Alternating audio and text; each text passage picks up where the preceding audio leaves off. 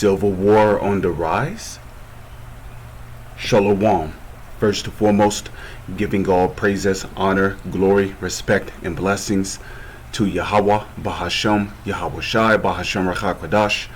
Salutations to the Lord's elect on the four corners of the earth, pushing this truth and sincerity while patiently waiting for Yahweh Shai's return. And double honors to our apostles and elders of Great Millstone, which have taught us everything we know through the spirit and power of Yahweh, Bahashem, Yahweh Shai. And I just wanted to do a video real quick on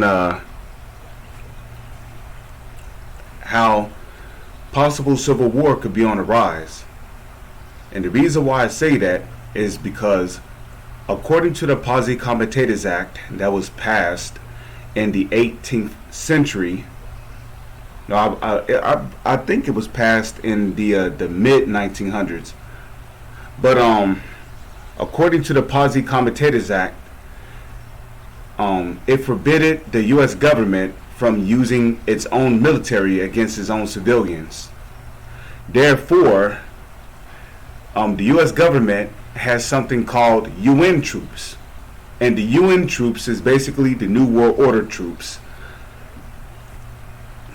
And basically, the UN troops consist of men, military personnel from different countries.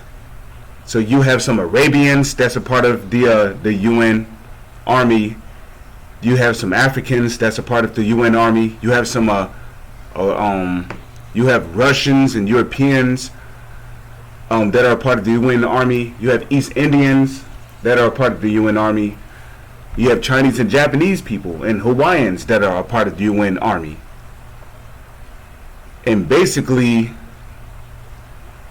you know, they intend on forcibly removing people guns from their homes, confiscating their guns. Now, for a lot of these proud people here in America, they're not going to just hand over their guns. You know, I mean, come on, we're talking about so-called white Americans, right? So, indeed, a civil war could possibly break out over these gun control laws. And, you know, civil war is prophesied to happen here in America, you know. So it's like, you know, the U.S. government is causing all these shootings to happen so they could basically justify themselves in taking away your guns. So, you know, they're calling for stricter gun control laws, right? But they're doing this because they don't want you people to have guns. And why is that? That way, when the U.S. government move in on you people, it'll be easy work. You don't have a weapon to defend yourself against troops breaking into your home, forcibly detaining you and putting you in the FEMA camp, right? So, yeah, the time is coming where they're about to forcibly, you know, break into people's homes using these UN troops, and they are going to forcibly confiscate your guns. And hey, if that happens, there's going to be a lot of shootouts all over the United States. And it's prophecy, okay? 2nd Esdras, chapter 15, and I'll just start at 14. It says, "Woe to the world and them that dwell therein." The word woe goes back to the Hebrew word abadnim, which means destruction. For their sword and their destruction draweth nigh. And one people shall stand up and fight against another, and swords in their hands. The modern day sword today is talking about guns.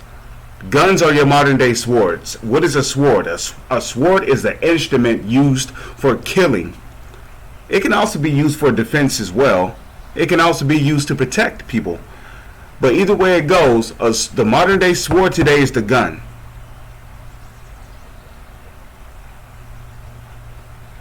Now, it said that one people shall stand up and fight against another. Now, First and foremost, this is talking about race wars, because race wars are prophesied to happen here in America, but this video is not talking about race wars.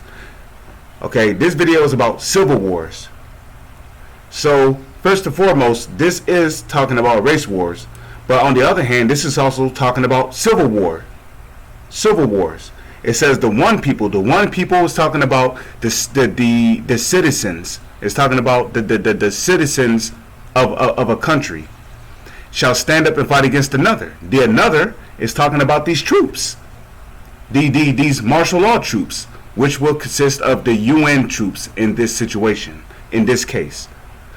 So the one people, the people here in America, is going to stand up and fight against these troops. With what? With guns in their hands.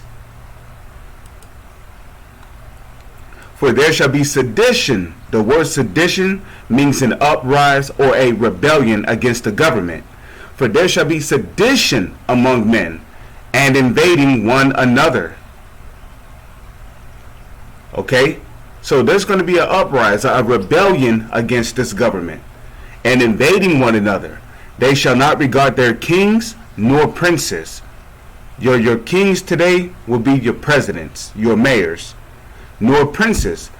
These princes are the lower authorities which operate under the main government, like the House of Representatives, the Senate, the Congress,